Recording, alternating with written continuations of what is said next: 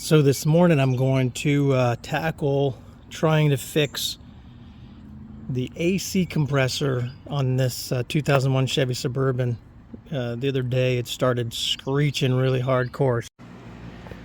Alright, so I'm about to get started. It's 9 o'clock in the morning. I want to time this out to see how long this is going to take me. From a lot of the videos that I saw online and some things, again, this is the first time I've ever done this. I have no clue what I'm doing other than just what I saw online from some different videos. But I do know I need to get down into my compressor, which is, if I can see it from here, there we go. That's way down in there. So I have to take this out. They also recommend even taking off the fan shroud, so I'll do that. I do know I need to get up underneath here, take out my wheel well here. It's not a problem. And I probably have to take off, I might have to take off underneath here. No, I don't think I need to take that skid plate off, but I may have to take that skid plate off there, but we'll see when I get there. All right, so here we go. So I'm just going to need to take a flathead, take off this, or loosen this clamp. Another flathead here, loosen this clamp. Should be able to remove this air intake.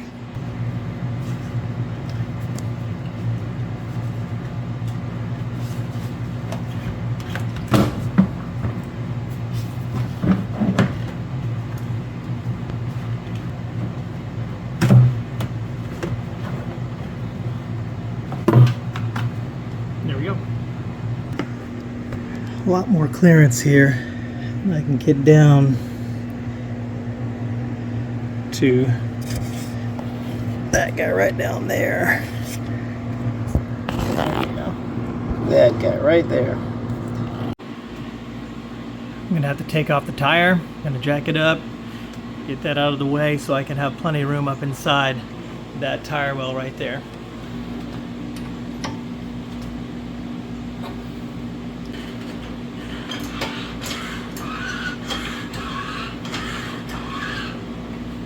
Make sure you always use a jack stand to ensure this truck doesn't ever come down. Now I just take the tire off the rest of the way.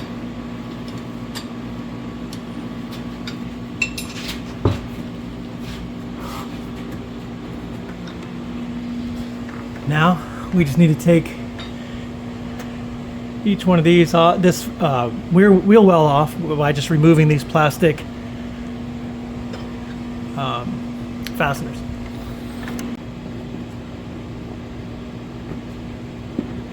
There you go. You got to get that centerpiece to come out like that. Once that centerpiece comes out, you should be able to get the rest of it out. Whew. There we go.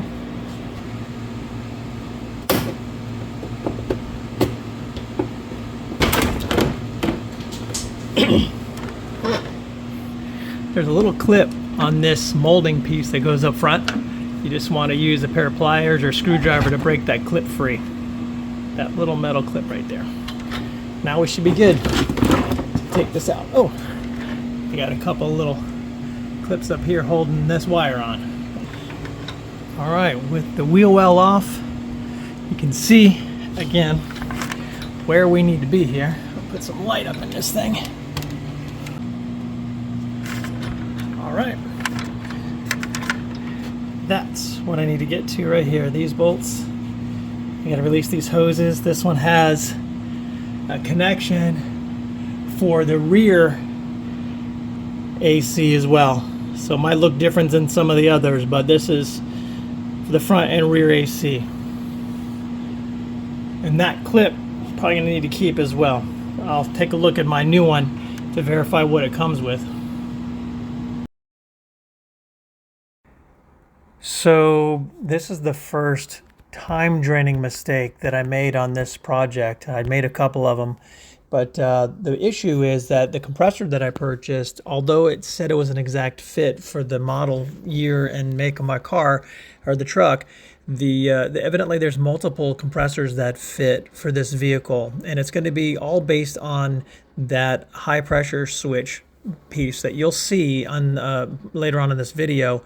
That is a problem. So this one did not match the pressure switch that I needed for my vehicle. The wiring harness is already designed to fit a specific type. So be sure to take a look at your compressor. Make sure you see the model number or the part number that's on there specifically to your truck, and order the right compressor based on that. Don't just assume because it says it's a perfect fit on the website that it's the one that you need. So this caused me a lot of problems, and you'll see it again because that pressure switch would not fit in this compressor.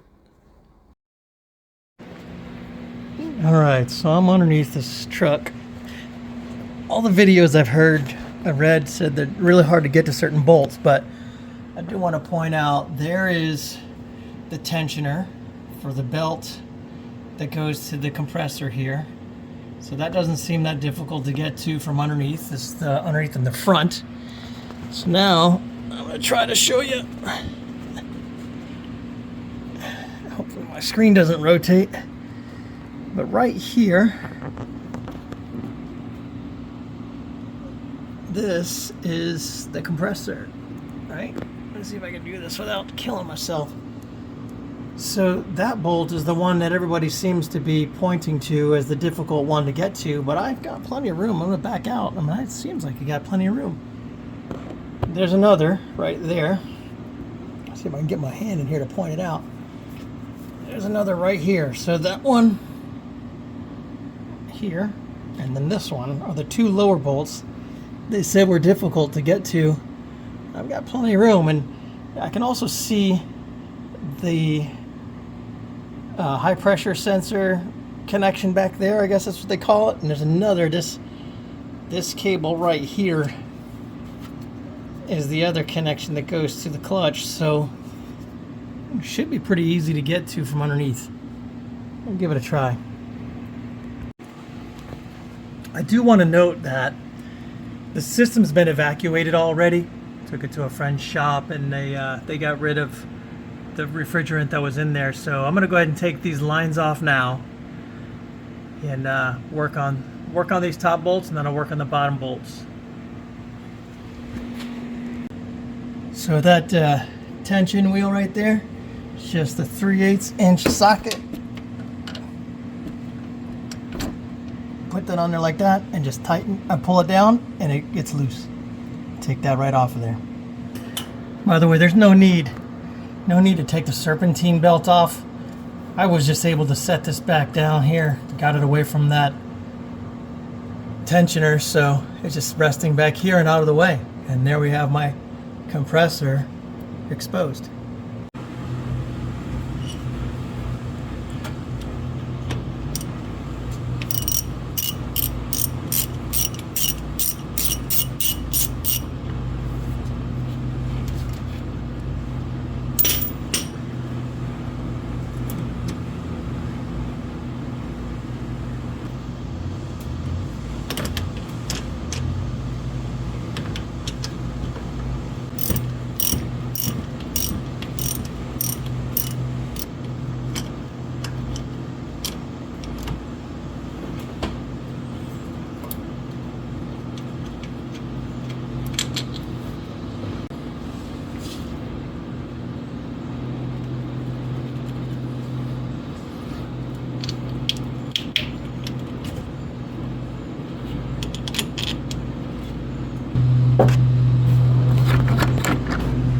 Alright, so I've got these lines detached. You can see down in here, that's that clip they talk about. I don't know if you can see it. There it is right there. So I can get to it here and then, yeah, detach the other one on the other side. So I'll go underneath and detach those clips now. Alright, so I removed that clip. It was actually quite simple. Just pressed on this little tab right here and it came right out. And then there was another that was connected here. I was able to get that out. It just fell down in there. The wire is still in there, so that's good. So I have plenty of room actually to get that.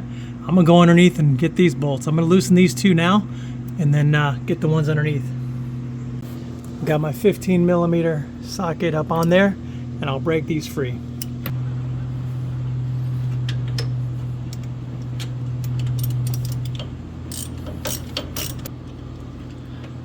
I'm going to leave part of that first one in there, so when I do the bottom, undo the bottom, it doesn't fall on me.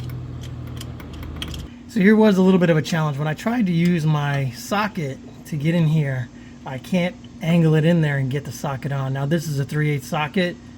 I'm sorry, a 1/2 inch socket, so I wasn't able to get that in there, nor on the other one over here. But what I did, so I'm going to show you here, you can break it free with the wrench to get it loose enough. And I mean, this one's loose enough I can turn by hand, but this one, once it's loose enough, I could technically use my 3/8 inch socket, or even a 1/4 inch if I had to get in there. So I'm going to use that now. So to show you that the smaller wrench fits on there fine, 15mm. I guess I should go the other way instead of tighten it. I mean, if you have a ratcheting wrench as well, that works just fine. Well, there you go. Totally fine. I don't know what people's problem was with all the space. Maybe the different vehicles might have a different clearance. I also have something else. This neat little gadget. That socket comes out completely, and it's basically just a ratcheting wrench, and that could go on there as well. Do the same exact thing. Let me just change out these sockets. Alright, I've got those two lower bolts loosened completely. You see them down there. That guy right down there. And the other one as well.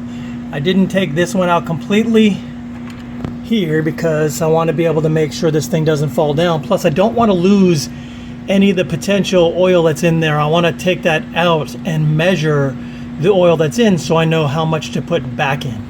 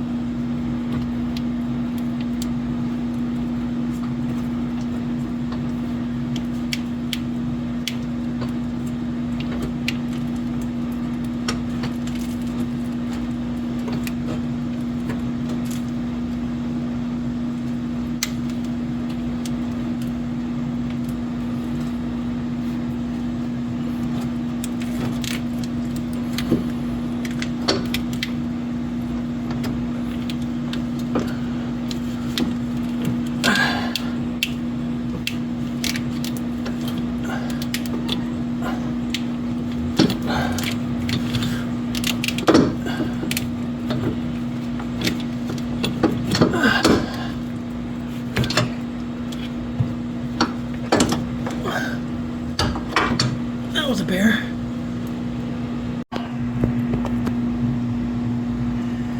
All right. Old part, new part. Everything looks to be in order. I do need to take this piece out of that one and put it into this one. I'll be doing that now. And then I'll measure how much oil comes out of the old one so I can put it in the new one.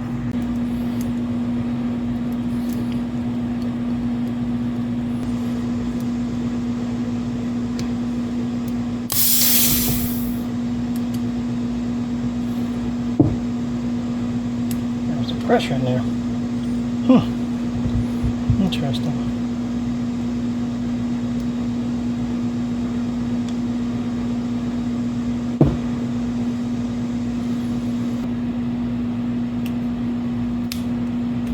Yay! Finally got it. Tricky little guy. Now, how do I get that out of there without breaking it? That is the trick.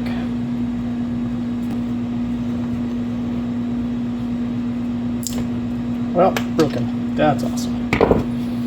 Looks like I'm gonna have to replace that piece now too. All right. So yes, I broke that. Gonna have to buy a new piece on that. But I'm also gonna dump out the oil in here to see how much oil I need to replace. So let's see how this goes. Okay. How about there's no oil in here at all? I mean, dry as a bone.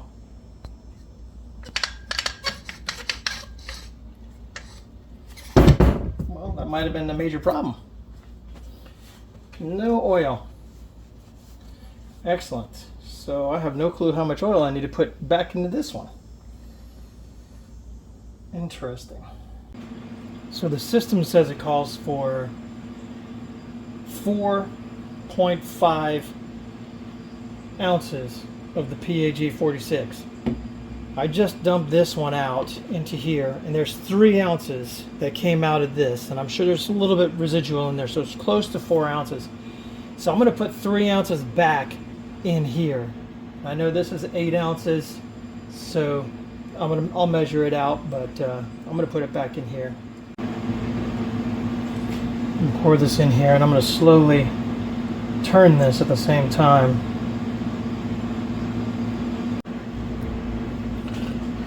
Alright, so I got a new one. I'm going to put some of this AC oil on here. There's already a seal down in there, and the orientation of this one was about vertical like this. So I'm going to let this drop into place.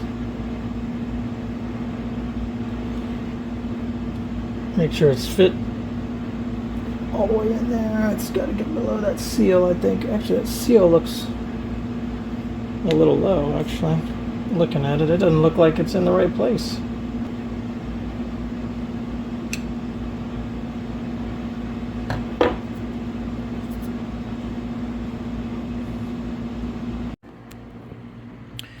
Okay, so here's something I didn't know, and nobody says this on the videos. There is a different type of AC compressor. There's multiple different types of AC compressors for Chevy trucks and for my year. How about that? One of the big differentiators was on the old one, and I had to turn the old one. I had to buy a new one, by the way. I just bought a whole different one, returned the other one that I had, and because evidently this sensor, the purple sensor that's in this oval shape, is specific to a certain compressor, and that goes in here. That's why I couldn't fit this piece in the other compressor. It was just ever so slightly off. So we're about to find out if that is true. That's what I was told by the auto parts guy. So I had to go out and buy this whole new one. This is a Murray. I bought this from O'Reilly's, and lifetime warranty. It's the exact one for what my compressor part number was. 10S as in Sierra, 20F as in Foxtrot. So this one is an exact fit for that. So we shall see. Yeah, I hope this works. Okay, so check it out. It's got, let's get some better light in here. It has got that O-ring on the inside. Looks like it's gonna be a better fit. I'm gonna lube this up. Some oil. See if I can get that to seat down in there. Look at that. Went down in there just right. Saved myself a whole heck of a lot of time if you buy the right part. Holy smokes. Time to reassemble this guy. Got to put the spring clip on here. Now this comes with 3 ounces of oil already loaded. It says it in here. My system takes 4.5 ounces total. I'm not changing out the evaporator or the condenser. So I'm going to just add a little bit more oil in here. And yeah, this is where you got to add it. Add oil here. I'll make sure that's added in there, and I'll put these caps back on when I put it back in. All right, so here comes the fun part of trying to get this thing put back in here and oriented the right way so that it'll stay just right. I'm gonna put those bolts in the bottom one here, but yeah, let's see if I can get that done.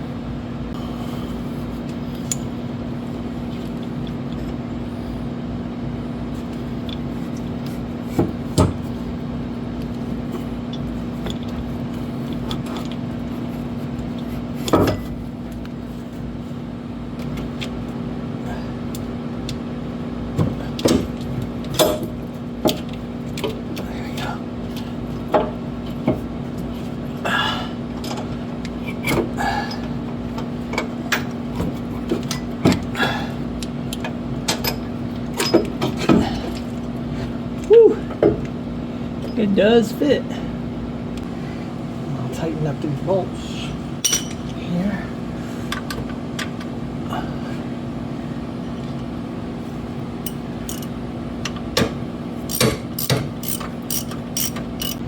All right, now I'm going to take these off so I can put the new lines or the old lines back on. Want to make sure there's no debris that gets in there. It's important. Keep it clean as possible. Now we're going to change out these old seals. Take the old ones off. Put some AC lubricant on all of this. And I'm going to keep this covered like that.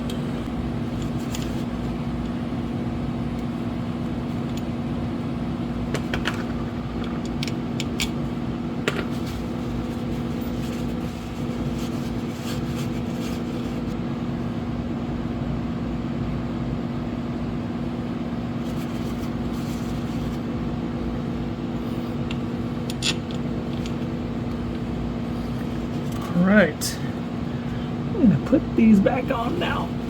Let's see if I can get this done without getting anything in or on this one.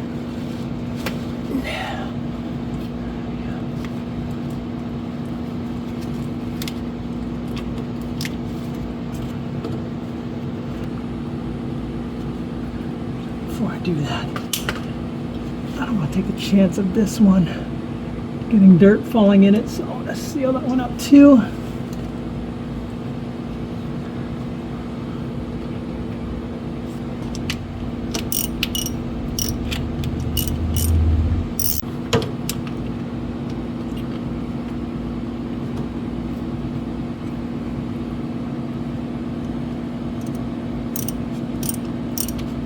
We are put back together again. So I got this done, this is tight, this is tight. We should be good. I can put this on the vacuum now and see if we're good. I've got my manifold gauges set up. Got the low line attached here. Got attached to my vacuum pump. Check the oil, we're good with oil. No need to connect a high line. I'm gonna turn this on.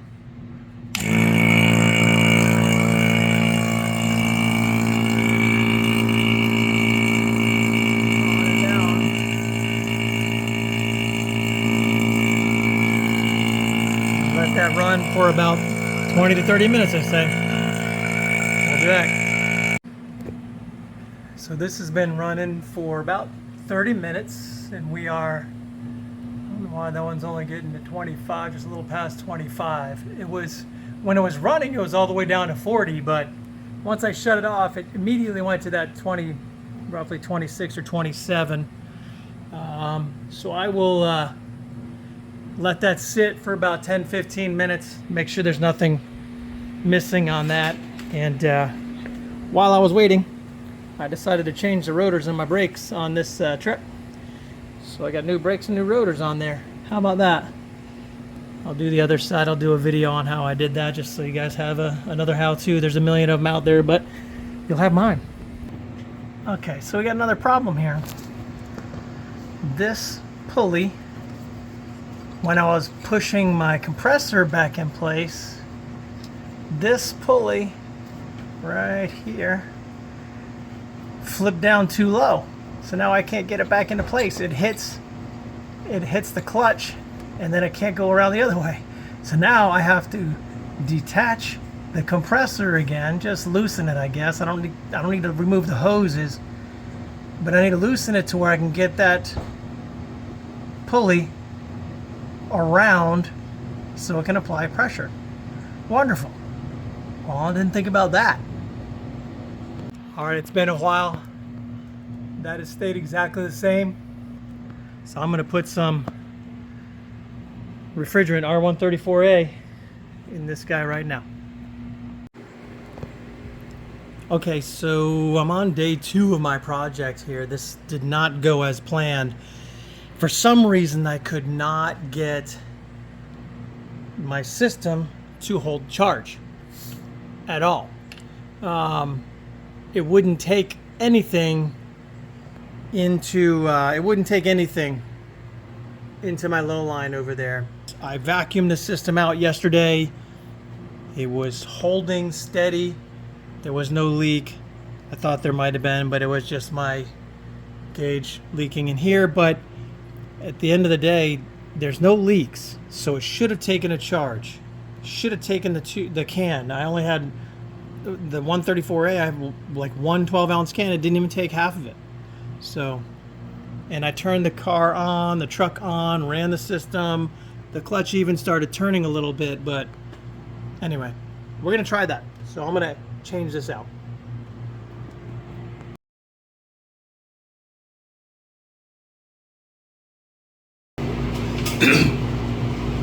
So for this part of the line here, this is a 7/8 inch, and then the smaller one is a 3/4 inch.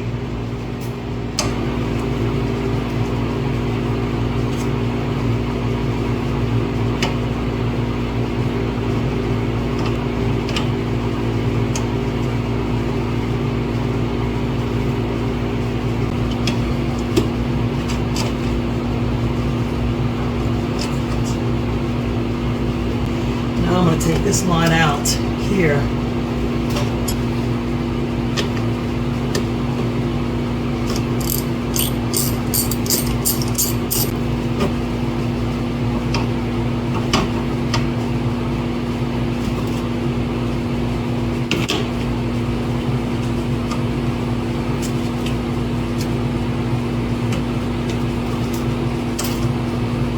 Got these pair of needle nose pliers here. See if I can get it out with these.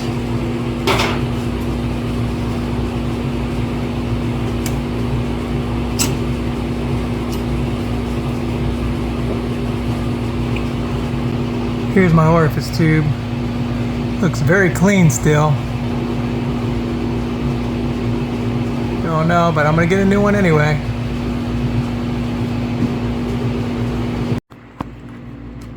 So I got a new orifice tube. Here it is. I don't know if I guess this is called orifice tube, but yeah, brand new. My other one, like I said, was not very dirty at all. So I don't know what there's no blockage that I can see through that. I took the liberty to go ahead and get an entire new set of seals for the AC systems. So with the piece that I took off to get to the orifice tube, I'm going to replace that seal and replace that seal here as well, just to ensure I don't have any leaks. So let's put this thing back together. Alright, so I've lubed up these new seals. I've got the orifice tube here. Put it back the way that it came in.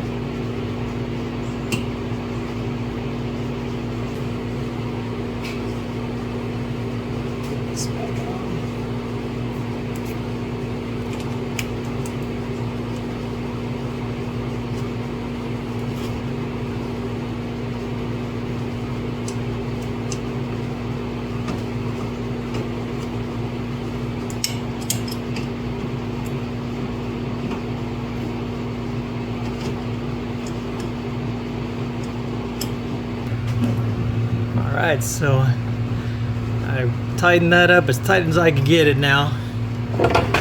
I've got that one attached on there now. Alright, here we go again, round two.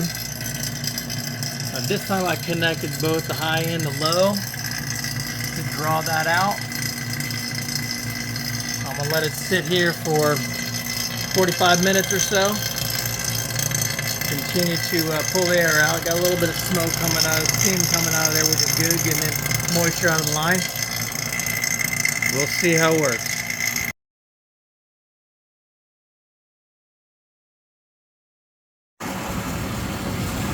Okay, these are the gauges. You'll hear it click on. There it goes.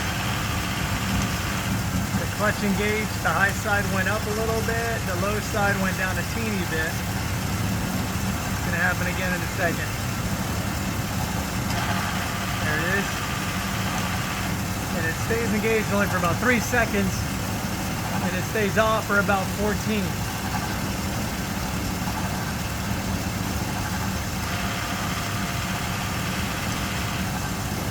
This is the first can of refrigerant, and I still have a quarter of it left.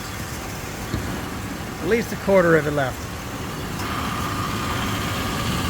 The lines are getting a little colder, so that's good. I guess I just got to be patient. We'll see how it goes.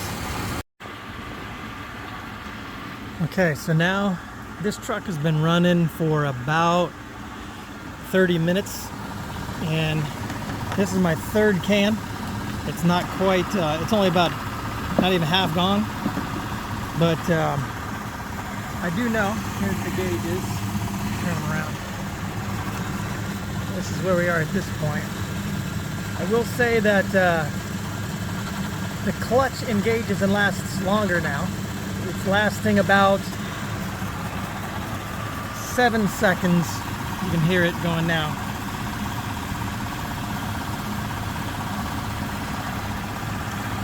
Maybe 7 or 8 seconds. So it's got, I waited, it's only got 19 ounces so far in the system. But again, the clutch initially didn't even engage at all. Eventually it started going at 3 seconds. Now it's roughly about, I'll time it about 8 to 9 seconds. And that's the third can. It should take 4 cans, and I don't think I'm getting all of the coolant out of the cans. But man, this is taking a long time. So if any of you are doing this, just be patient with this part. Yeah, it's gonna take a little while. I thought it wasn't taking a charge at all, but it's just taking forever. I'll check back. All right, checking back. Now the gauges. This is my 4th can. The compressor kicks in and it stays on for about 40 seconds now. So I weighed it out. I've got exactly 30 ounces of refrigerant in there. So that last one has 12. So that'll put 42. Okay, this is the 4th can. Hardly anything left in it. I tucked it up here in the engine bay so it warms it up. I heard if you put it in warm water, it helps it go faster. Here's the gauge readings. The compressor is constantly on. I'm gonna go check and see what the temperature is inside the truck. It's getting cold. Not cold enough though. I don't know what that temperature should need to be, but it's still dropping. It's coming out of there at 64 degrees. If I left it here, it might go a little lower. But I'm actually quite happy. Quite happy. All right, thanks for watching the video. Again, I hope this helped you out. There was a lot of learning going on here, a lot of mistakes that were made. And quite realistically, it could have gone a whole lot faster if I'd have done a little bit more research and just paid attention a little more. Last bit, I did want to say 48 ounces is the total amount of refrigerant that needs to go into that truck with the rear AC. And I was able to get about 46 ounces in there all total. I went back to some of those original cans that I had. There was a couple of ounces left in each one of them. And I just took time. It was literally about an hour and a half of that truck running and just slowly putting that 134A into the system. So be patient with it. It will work. It's been about literally 1 week since I've had that done. Not a problem. It's still ice cold. It's been great.